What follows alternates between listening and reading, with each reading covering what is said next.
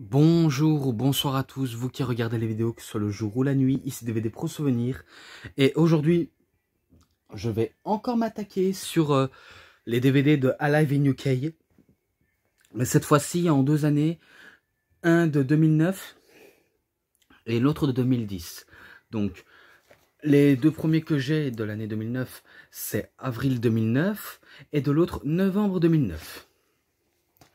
Et de l'autre de l'année 2010, ben, je n'ai que novembre 2010, même si je n'ai pas l'autre. Mais ce n'est pas grave, je vais quand même les reviewer, si vous permettez.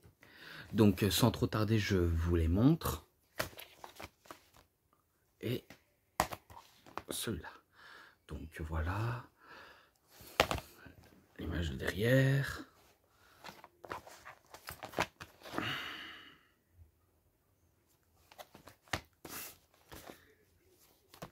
Même si j'ai pas forcément tout d'un coup. Mais ça passe. Ça passe. Et vous savez qu'il y a 2 DVD à l'intérieur. Je crois que cela, c'est inutile de présenter, à moins s'il y a un nouveau Cara Design, comme celui de 2013 normalement. Ouais, on va dire ça comme ça. D'abord, ben, je libère la liste. Aïe, aïe, aïe, aïe, aïe, aïe.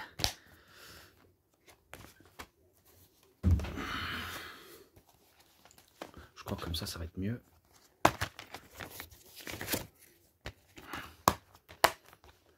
Et je pense que ça va être pareil pour l'autre. Mais après, je décide quand même d'essayer d'y aller plus rapidement, dès que possible. Car c'est vrai que j'ai pas envie que ça dure mais très longtemps. Donc tout d'abord, donc avril 2009. Donc tout d'abord du côté de Raw, Chris Jericho adresse un message une dernière fois à Raw. Donc ce sera pour une dernière fois. Bref, je passe. Batista contre Chavo Guerrero et non pas Chris Jericho. Un bon petit match pour commencer, même si c'est, on va dire, qu'une victoire de Batista sur Chavo. Donc ce match-là, je mets un 3,20. Et je pense que je vais augmenter le rythme car sans trop tarder. Donc voilà. Ensuite, discussion avec Batista et Shane McMahon pour Backlash. Donc ils en discutent vu comment Batista, ben, il fera équipe avec Shane McMahon et Triple H contre la Legacy et que le titre WWE était en jeu. Voilà, vous saviez au moins. Ensuite, Kane contre CM Punk. Un bon petit match, même si c'est pas forcément exceptionnel. Si je crois bien en termes de victoire, c'est CM Punk qui bat Kane. Donc il bat Kane. Ce match-là aussi un 3,20 malgré tout. Ensuite, Santino Marella se métamorphose. Oh là là, j'écorche les écritures. Hein. En Santina. Ah ouais, ce métamorphose en Santina Marella. Ouais, donc version féminin de Santino. Ah ouais, je me rappelle. Je me rappelle la première fois que j'ai vu, c'était à WrestleMania 25.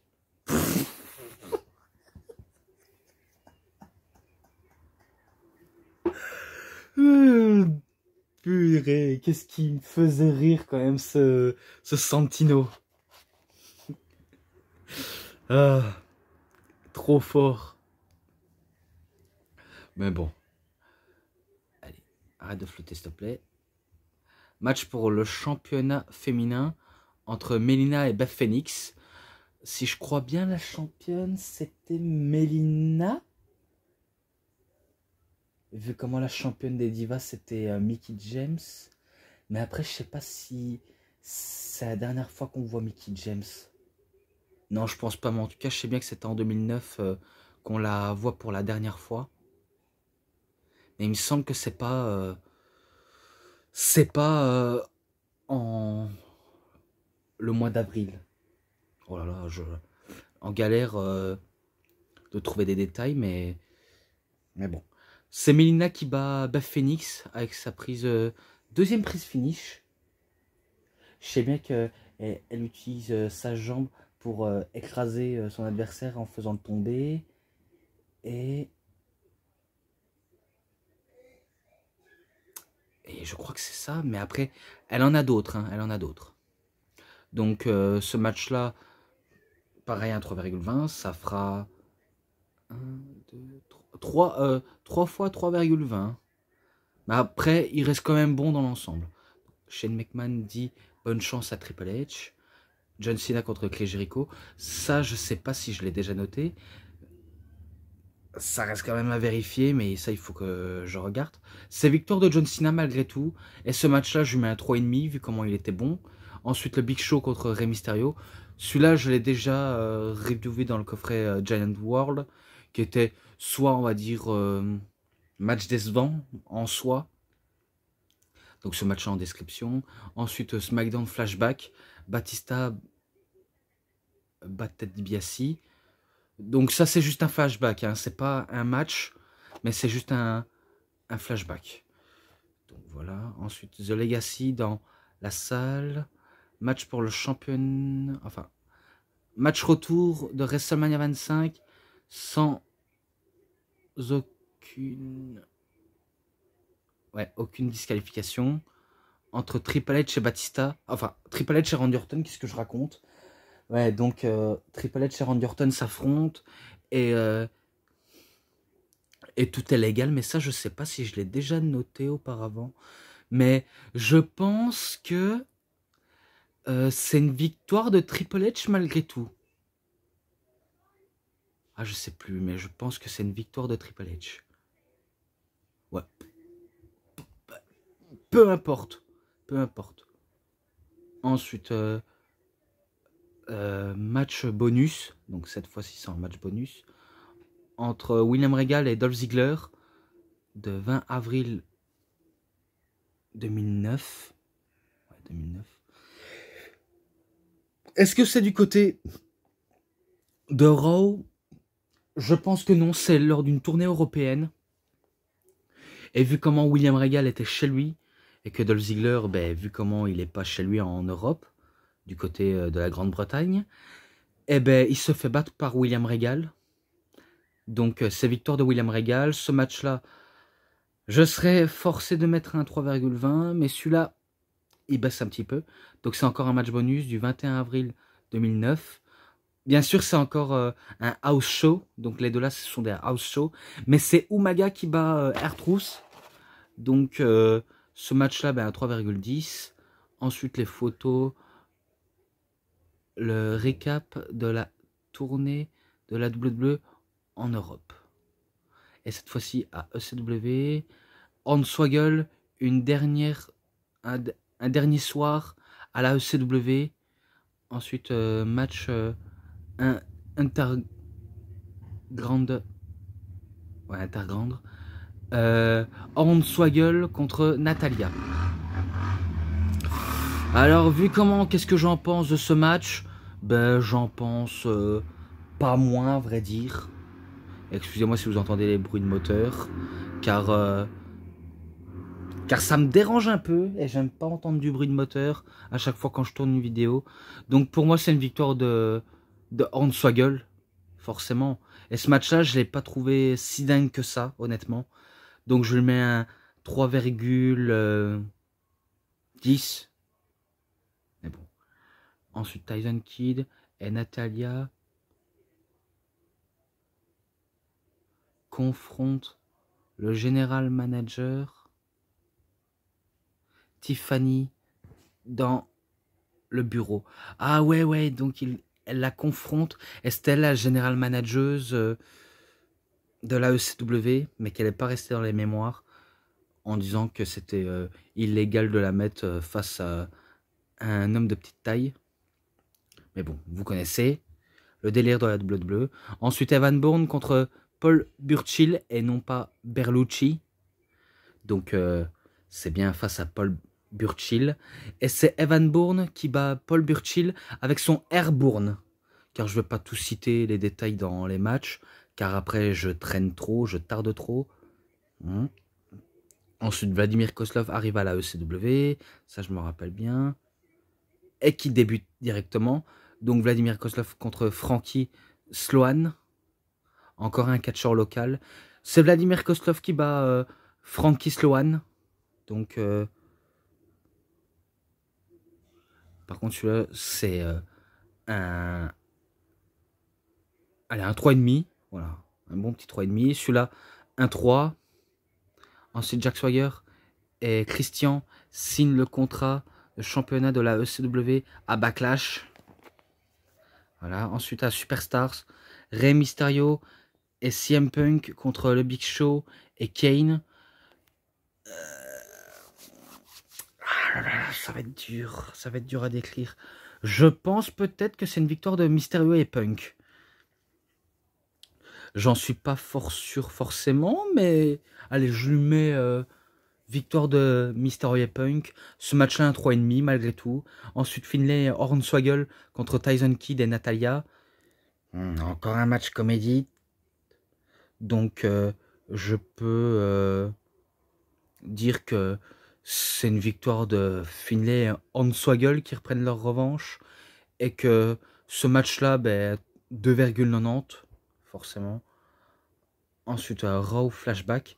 Edge attaque John Cena. Ah oui, ça j'avais complètement oublié de noter et de le dire.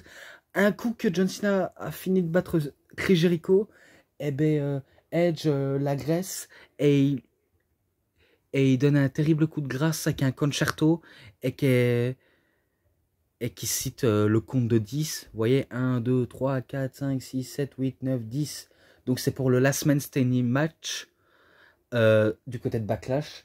Et du côté de Backlash, on sait ce qui est arrivé. Mais ça, ce sera pendant une autre future vidéo, vu comment il faut que j'achève les Alive in UK et les pay-per-view que j'avais déjà maté avant de les regarder en français, si vous permettez. Donc voilà. Ensuite, Ted Gresham interview John Cena. John Cena explique l'agression qu'il a subie suite aux mains de Edge et qu'il va lui rendre l'appareil à Edge et que le champion, ce sera toujours lui. Donc il nous le confirme et j'espère qu'il tiendra sa promesse, même si honnêtement, on sait qu'il la perdra. Voilà, petite idée. Et ensuite, Edge contre Kofi Kingston. C'est vrai qu'à cette époque, il y en a qui rêveraient de voir Kofi Kingston battre des main eventers comme Edge, mais ils lui ont pas donné sa seconde grande chance. Donc c'est Edge qui bat Kofi Kingston. Et ce match-là, pour une note positive, je lui mets un 3,10. Non, pas un 3,10, un 3,5. Je suis malade, moi, en train de dire ça. Ensuite, match pour le championnat européen de la WWE entre Shawn Michaels et le British Bulldog Davey Boy Smith à One Night Only le 20 septembre 1997. Donc celui-là, je l'avais déjà noté. Ça va être noté dans la description. Et maintenant, du côté de SmackDown, Edge parle du match avec John Cena à Backlash. Donc il parle de sa fameuse prédilection. Ensuite, SmackDown, Flashback, The Big Show bat Jeff Hardy. Ouais, donc il nous dit sa montée en destruction face à Jeff Hardy. Ensuite, Matt Hardy et Kane contre Jeff Hardy et CM Punk. Donc cette fois-ci, Jeff Hardy et CM Punk, ils s'associent, même si forcément à cette époque ils ne s'apprécient pas, vu aux différents modes de vie. Donc est-ce qu'ils peuvent réussir à coopérer? Oui, mais pour un petit temps. Mais c'est Jeff Hardy et CM Punk qui bat Matt Hardy et Kane. Donc c'est Jeff Hardy qui fait le tomber sur Kane. Et que Matt Hardy, vu comment il était encore en rivalité avec Jeff Hardy, suite à ses différents propos et enchaînement d'agressions qu'il venait d'enchaîner, il fouille comme un lâche. Et ça se termine là-dessus. Ensuite, l'histoire de Randy Orton et Triple H. Donc il nous cite la grande histoire entre ces deux hommes. Ça monte jusqu'à l'évolution, jusqu'au aujourd'hui, en 2009, même si honnêtement dans notre époque, à nous actuellement, c'est peut-être terminé leur rivalité, honnêtement. Ensuite The Big Show contre l'Undertaker. Alors si je crois bien, la dernière fois qu'ils se sont affrontés, l'Undertaker a fini 2 fois KO suite à 2 ou 3, 4 KO punch, si je crois bien. Ouais, peut-être. On va dire ça, peut-être. Et que là, l'Undertaker, est-ce qu'il peut battre à nouveau le Big Show? Je pense qu'il va peut-être avoir un petit, on va dire,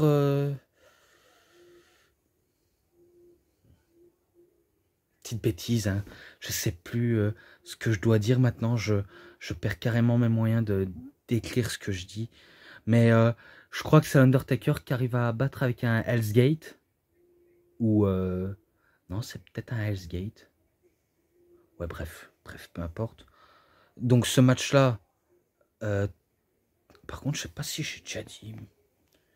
Il faut que je remonte là où ce que j'étais.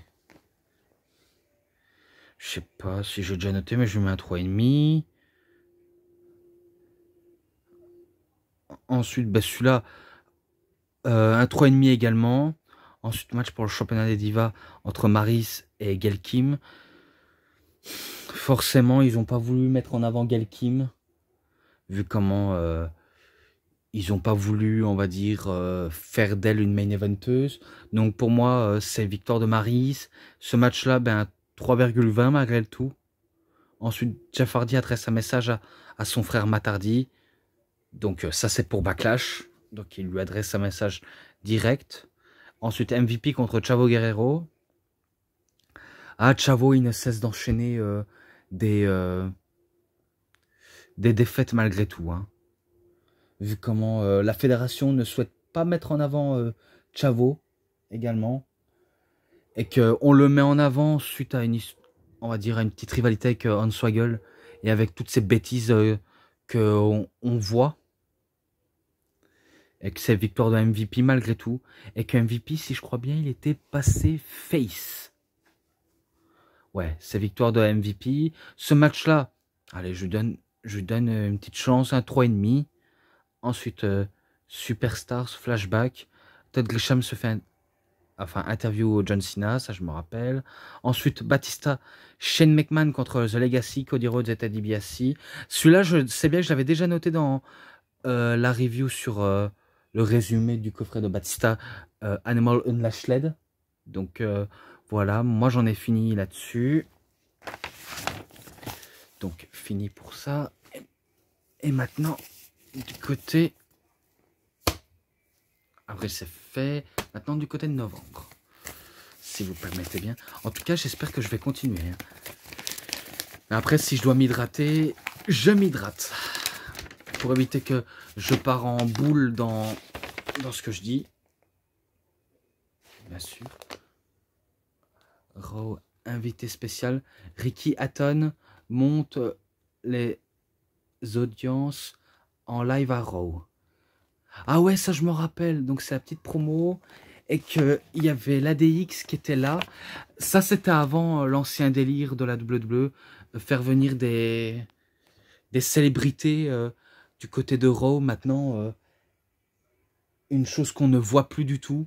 Car ils ont carrément, on va dire, lâché le concept. Et en même temps, Raw est de plus en plus moins intéressant qu'à l'époque. Donc c'est vrai quand il y avait des célébrités qui venaient, il se passait toujours quelque chose qui allait nous divertir.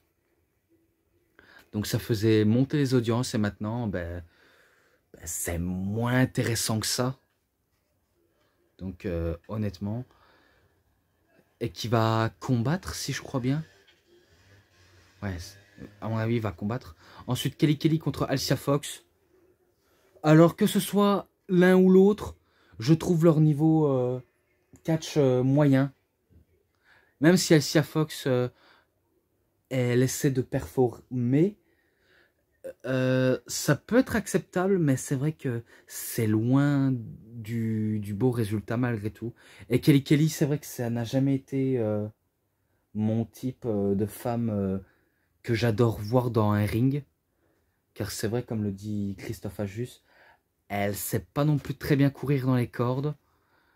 Et c'est vrai qu'elle a débuté en tant qu'exhibitionniste à la ECW, mais ça fait pas le tout vu comment ça ne suffisait pas, mais qu'elle a su, on va dire, faire taper l'œil de Monsieur McMahon, quoi, et a capturé un titre féminin des divas alors que c'est loin d'être mérité. Donc ce match-là, c'est... Il n'y a pas d'enjeu, je crois. Ouais, donc c'est victoire de Kelly Kelly malgré tout. Et ce match-là, ben, j'ai pas si fort apprécié que ça. Donc 2,80. Désolé, hein. Mais niveau sous le ring, ah, pas top. Hein. Ensuite, Ricky Hatton avec son fils qu'ils vont voir John Cena. Ah ouais, je me rappelle que John Cena euh, signe un autographe au fils de Ricky Hatton et Ricky Hatton lui-même. Si vous savez pas c'est qui Ricky Hatton, c'est un combattant de MMA britannique. Donc ouais, c'est un... Ah non, c'est pas un combattant de MMA, c'est un boxeur. Ouais, c'est un boxeur. Ouais, donc sa passion c'est la boxe. C'est soit boxe anglaise ou boxe thaïlandaise. Ouais, on va dire boxe anglaise, on va dire ça comme ça. Eh ben, il signe un autographe aux deux. Ensuite, Raw flashback. Sheamus met à la retraite Jamie Noble. Ça, je me rappelle, c'était lors de ses débuts à Sheamus. Et que le match a été très court. Et pour le rendre over, eh ben, il bat facilement Jamie Noble avec un Brogue Kick, suivi d'un High Cross, et qui fait un powerbomb à l'extérieur du ring de manière brutale. Et, et à cette époque, en 2009, enfin, début de la fin 2009, eh ben, il va devenir champion de la WWE. Et ça, c'est un des rares arrivants rookies qui arrive à faire cette performance-là. Hein, car c'est vrai que de nos jours, je sais pas ce qu'ils ont la WWE, mais à mon avis, ils ont décidé d'être patients et que de mettre les jeunes rookies champions du monde, ils prennent une certaine patience. On peut trouver ça insupportable, mais il faut accepter un petit peu leur choix malgré tout. Et avec Sheamus, ben, ils ne se sont pas fait attendre. On dirait que Monsieur McMahon a eu un petit penchant pour lui, en disant il a le style, il a le look, et il a le physique aussi, même s'il n'était pas hyper musclé, mais il était ultra balèze, Sheamus. Même si avant, je vous l'admets, je n'aimais pas du tout Sheamus, et pourtant, il est quand même doué. Et même son charisme au micro est carrément hors du commun. Mais bon, je passe. Sheamus contre David Deville. Donc c'est Sheamus qui bat facilement Danny Deville avec un Brogue Kick et un High Cross. Si vous ne savez pas c'est quoi un High Cross, ben c'est un Razor's Edge qui faisait Razor Ramon. Mais là, il appelle ça le High Cross ou le Celtic High Cross, si vous voulez. Donc ce match-là, il est très court, je lui mets un 3. Ensuite, Ricky Hatton avec les Bella Twins. Donc c'est toujours dans les vestiaires avec les Bella Twins. Ensuite, Josh Matthews, interview le Miz. Je crois qu'il lui demande pourquoi il a trahi John Morrison, patati patata, tout ça, et qui commence à monter en solo, le Miz, et qu'il était... Non, c'était pas encore à cette époque qu'il a été Monsieur Money in the Bank, mais il montait en puissance, The Miz. Donc voilà, ensuite Evan Bourne contre Jack Swagger. Là, j'ai vraiment du mal à voir Evan Bourne battre Jack Swagger. Que maintenant, ben, Evan Bourne, on doit l'appeler Matt Sydal. Et Jack Swagger, ben, Jake Hager maintenant. Donc c'est victoire de Jack Swagger. Ce match-là, un 3,20. Ensuite, VIP Lounge, MVP et Mark Henry et Kofi Kingston. Ah ouais. Et qui se font interrompre par la Legacy. Je me rappelle qu'ils se font interrompre en promo. Et que Mark Henry, ben, il affronte Randy Orton directement. Pour moi, pour ma part, c'est une victoire de Randy Orton. Donc il bat avec un RKO. Ce match-là, il est loin d'être fabuleux avec Mark Henry, mais je lui mets un 3,5 malgré tout.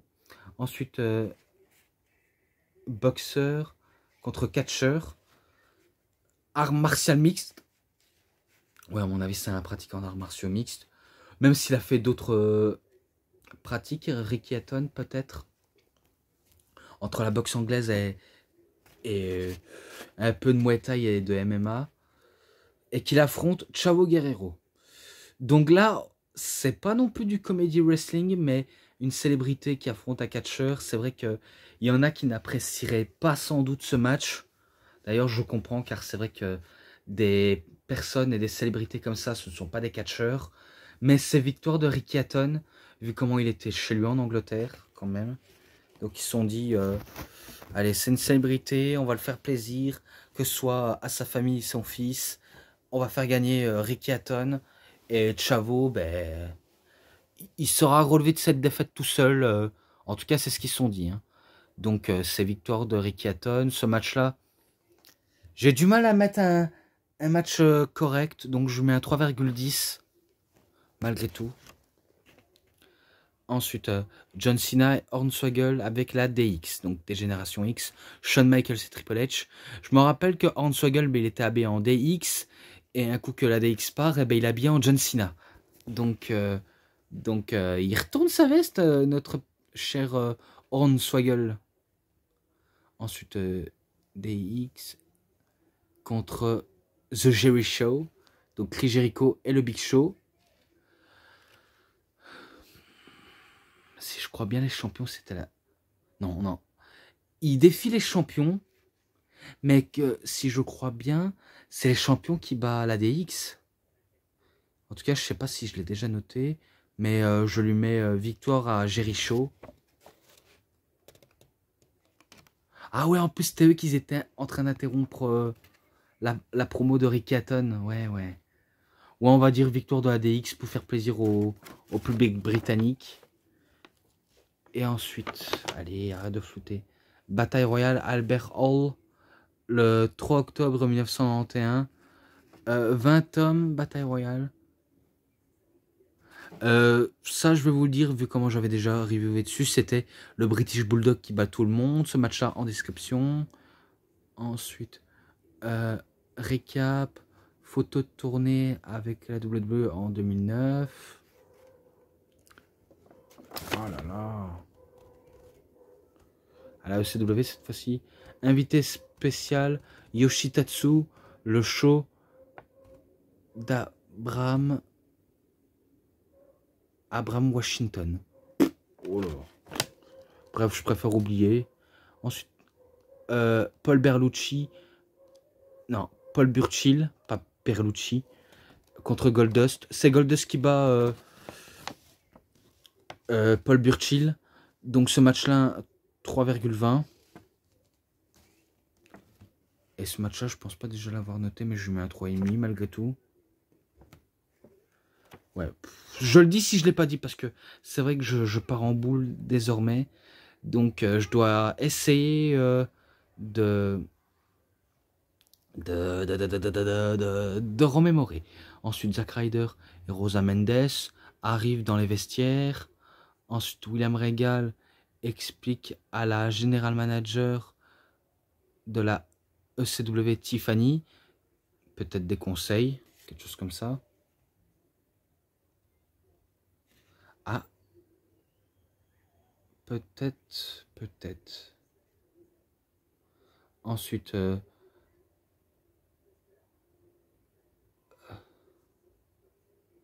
ah oui, Vince Archer. Oh putain. Contre Jason Blancherel. Ouais, donc c'est Vince Archer qui bat Jason Blanchel. Non, Black Veil. Ouais, on va dire ça comme ça. Ah, c'est vrai. Black Renel, ouais. Eh ben, si vous savez pas qui c'est Vince Archer, ben, sachez que on l'appelle le faucon meurtrier à la EW et qu'on l'appelle Lance Archer. Et que son manager, c'est Jake Roberts. Donc, si vous ne savez pas, ben, au moins, vous le saviez, puisque je vous dis ça. Ensuite, match pour le championnat de la ECW à la WWE. Christian contre William Regal. Alors, un bon main event, même sans plus, mais sympa quand même. Donc, c'est Christian qui bat William Regal avec son Kill Switch. Donc, ce match-là, allez, un 3,5. Un 3,5. Je sais, je ne sais pas faire autrement. Ensuite, Matt Hardy contre David Hart Smith. Je pense pas qu'il bat Matt Hardy, David Hart Smith. Donc c'est victoire de Matt Hardy malgré tout. Ce match-là, un 3,20. Voilà. Ensuite, Ask des Divas. Zack Ryder contre Shelton Benjamin. Vu comment ils ont eu une petite confrontation à la ECW, ça j'avais oublié de préciser. Donc c'est sûrement victoire de Shelton Benjamin malgré tout.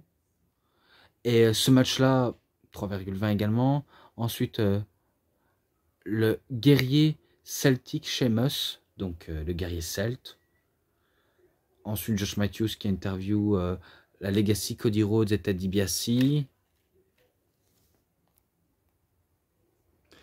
Et maintenant, on passe à MVP contre Ted DiBiase. Alors forcément, MVP qui joue aux euros face aux membres de la Legacy. Je ne pense pas que ce soit MVP qui bat Ted DiBiase, honnêtement. En tout cas, si c'est le cas, ben, je mets victoire Ted DiBiase, hein, malgré tout. Et que ce match-là, 3,20, voilà. Ensuite, CM Punk fait l'audience en live. Et après, ben, il affronte R-Truth. Il bat R-Truth facilement avec un JTS. Donc ce match-là, 3,5. Ensuite, Layla confronte Mickie James dans les vestiaires. Ah ouais, ça je me rappelle à cette époque. Je me rappelle qu'à cette époque, ils n'avaient pas arrêté de critiquer son physique en disant qu'elle était grosse ou alors maintenant qu'elle est vieille, que c'était rare. Donc, je trouvais ça n'importe quoi malgré tout. Donc Layla, quand elle confronte Mickie James, alors qu'elle fera équipe avec Michelle McCool, Layla, ça se voit pourquoi elle partit de la WWE. Car elle voulait pas rénover son contrat malgré tout. Mais bon. Donc cette fois-ci, elle affronte Natalia. C'est Mickie James qui bat Natalia. Et là, le match était bon, 3,20. Donc ça fait pas mal de 3,20. Mais bon, je sais pas faire autrement non plus. Hein. Donc excusez-moi encore du peu. Ensuite, Josh Matthews qui interview John Morrison. Après, Drew McIntyre contre Finlay. Donc qui bat facilement Finlay. Et ce match-là, ben, allez, un 3,10 parce que ça a été très rapide. Signature de contrat entre Rey Mysterio et Batista au Survivor Series. Après, ben, match pour le championnat intercontinental de la WWE. John Morrison contre Dolph Ziggler. Donc John Morrison, il met son titre en jeu face à Dolph Ziggler. Et que l'heure de gloire de Ziggler n'a pas encore sonné. Donc c'est victoire de John Morrison qui gagne avec son Starship Pain. Et que ce match, là j'avoue, je l'ai plutôt bien aimé. Que c'est vrai que la plupart, ben, j'étais mort hein, carrément. Donc ce match-là, je lui mets un 3,40 malgré tout. Je prends un risque, mais au moins ça changerait pour aujourd'hui. Ensuite, Beth Phoenix contre Lisa Taylor. C'est Beth Phoenix qui bat Lisa Taylor. Et ce match-là, 1-3. Ensuite, Josh Matthews qui interview Chris Jericho. Et que Chris Jericho affrontera l'Undertaker maintenant, exactement, et qu'il perd face au Deadman, et que ce match-là, je le noterai en description également. Ensuite, les matchs bonus. À Rebellion, le 25 octobre 2002, match pour le championnat incontesté de la WWE, Brock Lesnar et Paul Heyman contre Edge. Alors ça, je l'ai bien sûr, je sais que c'est Brock Lesnar et Paul Heyman qui bat Edge, même si pour moi, pour ma part, c'est un affrontement entre Brock Lesnar et Edge, et que c'est carrément inédit, et que moi j'en ai fini là-dessus. Donc maintenant, je passe au dernier, car sans trop tarder, je vous avais dit que j'allais bouger les choses. Donc Maintenant, encore du côté de Raw. Wade Barrett,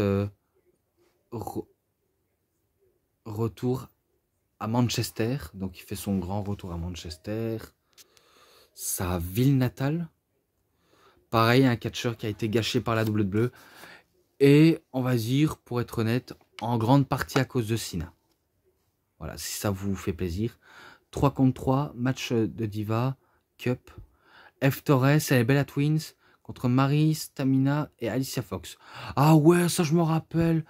Ils étaient habillés en joueuses de foot. Ouais, je me rappelle. Donc c'est F. Torres et les Bella Twins qui battent facilement Maryse, Tamina et Alicia Fox. Donc ce match-là, 3,10. Ensuite, Wade Barrett avec David Otunga et la Nexus dans les vestiaires. Ouais, donc ils sont en plein discute. Ensuite, la Hard Dynasty contre les Usos. Je vais vous dire honnêtement, c'est la Hard Dynasty qui bat les Usos. Et ce match-là, il était bon, donc je lui mets 3,5. Ensuite, Matt Striker interview le champion de la WWE, Randy Orton.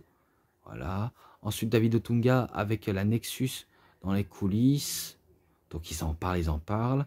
Ensuite, Goldust contre Ted DiBiase. Alors, ils étaient en rivalité.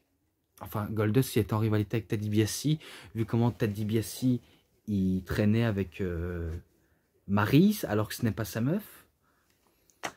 Et et qu'il était champion millions de dollars, Ted DiBiase. Donc je pense peut-être que c'est une victoire de Ted DiBiase sur Goldust, et que ce match-là, je le mets à 3,20. Ensuite, John Cena contre David Otunga. Et si je crois bien, John Cena enterre facilement David Otunga avec un FU et un STF. Donc il bat David Otunga et c'est vrai qu'il enterre carrément la Nexus. Hein. Donc il est en train de pourrir de l'intérieur. Et ce match-là, pas dingue. Pas dingue et j'ai pas trouvé foufou non plus. Donc ce match-là, je lui mets allez, un 3,20 malgré tout. Ensuite, Wade Barrett donne une chance à David Otunga et lui dit si jamais il désobéit, encore une fois, David Otunga serait viré de la Nexus. Ça, je me rappelle du coup de pression que disait Wade Barrett. Ensuite,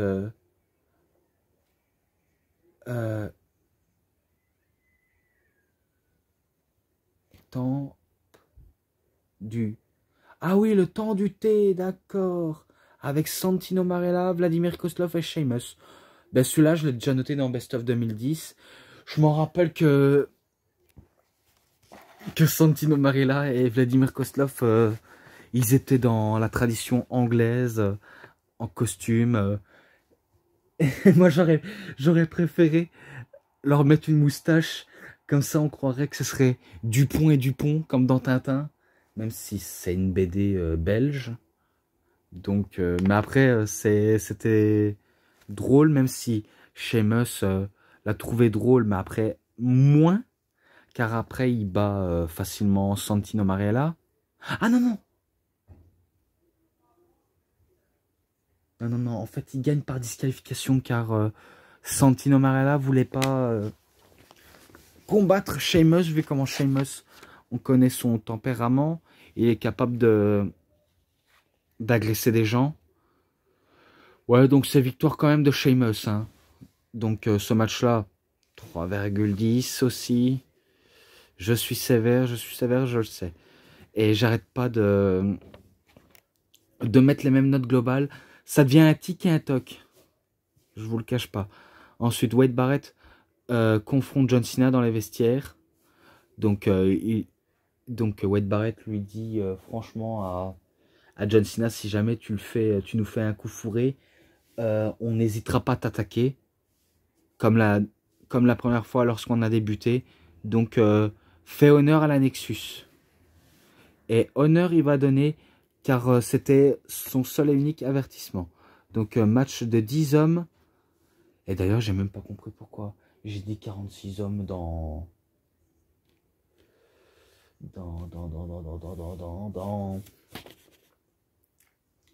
le précédent review que j'ai fait. Et bon, j'étais complètement à l'ouest, faut dire. Donc, Randy Orton, R-Truth, Daniel Bryan, Mark Henry, et The Miz contre Wade Barrett, Justin Gabriel, Heath Slater, Michael McGillicuddy, ouais, et Husky Harris, qui est Wade Barrett. Michael McGillicuddy, c'est Curtis Axel. Heath Slater, vous connaissez bien. Justin Gabriel également. Et Stu Bennett, qui est Wade Barrett. Donc, c'est victoire de la Nexus, car ils battent la plupart des membres Team WWE, on peut appeler ça comme ça. Et ce match-là, je lui mets un 3,40. Allez, vu comment le main event était sympa. Ensuite, du côté des NXT, Goldust parle avec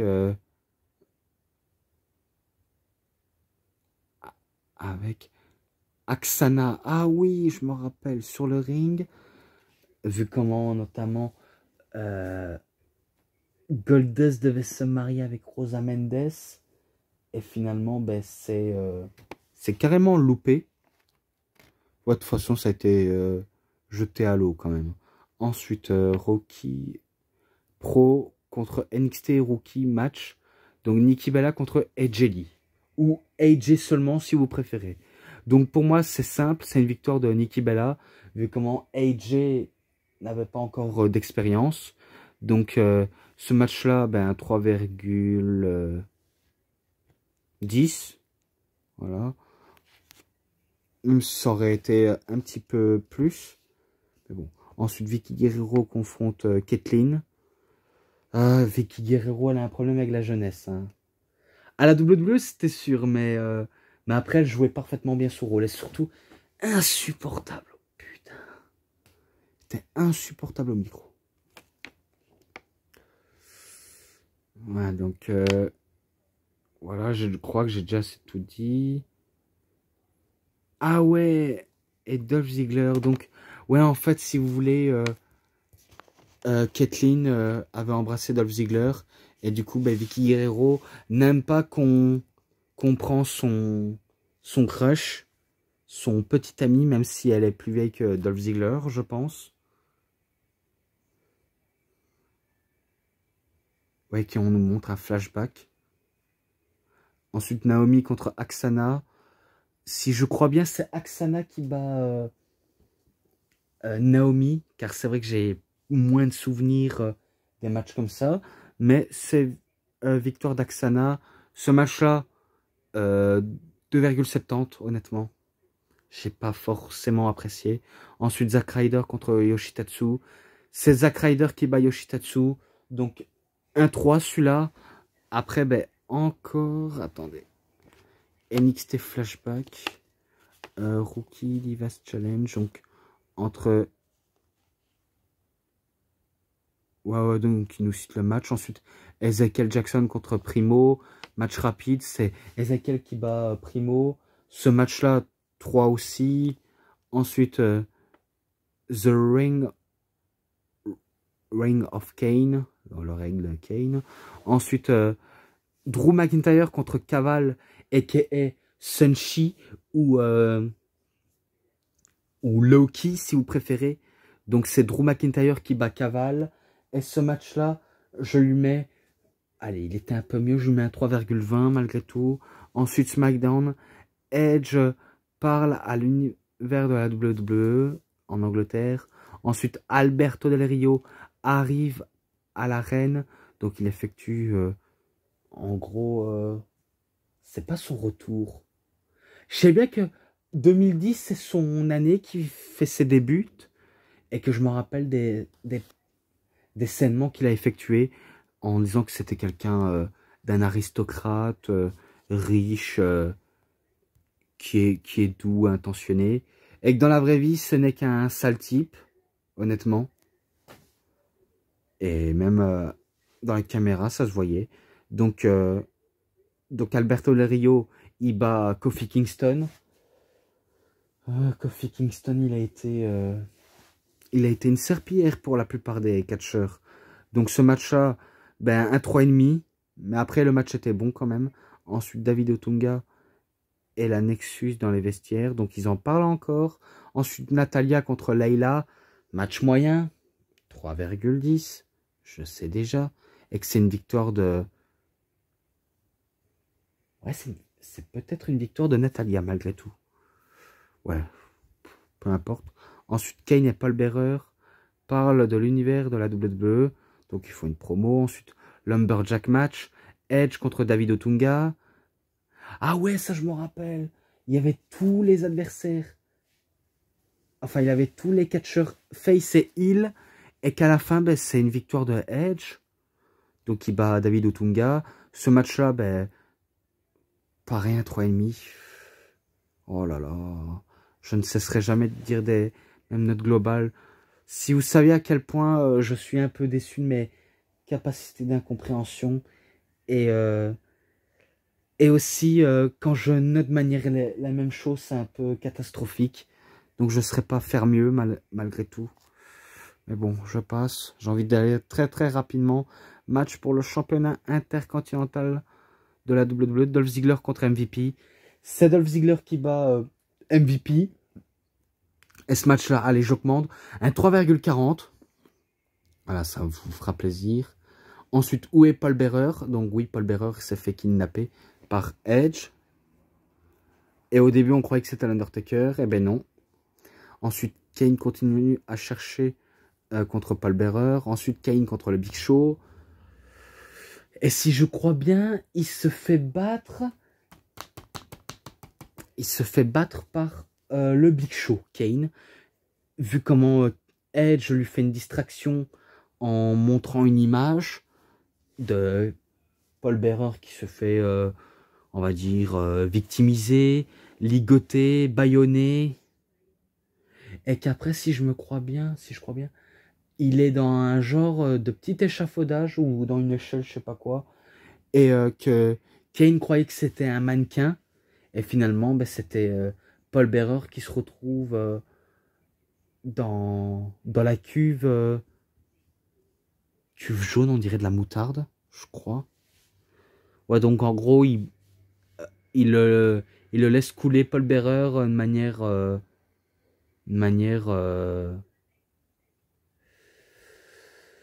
indécent, même si il savait pas si c'était un vrai ou si c'était un faux. Donc ce match-là, 3,5 malgré tout. Et j'en ai fini là-dessus. Donc voilà, je crois que j'ai déjà assez trop tardé. Les bonus, les matchs, les sainements, l'ensemble. Allez, je vais faire comme j'ai fait dans l'autre vidéo. 3,80. Et moi j'en ai fini. En tout cas, moi j'en ai totalement terminé. Donc j'espère que cette review vous a plu. En tout cas, si vous avez bien aimé, vous savez ce qu'il vous reste à faire. Likez la vidéo, commentez, partagez, abonnez-vous à ma chaîne. Cliquez sur la petite cloche pour avoir plus de notifications des prochaines vidéos. Et moi je vous dis bonne journée, bonne soirée à tous. Au revoir tout le monde pour une prochaine vidéo. A plus tout le monde et les gens en général.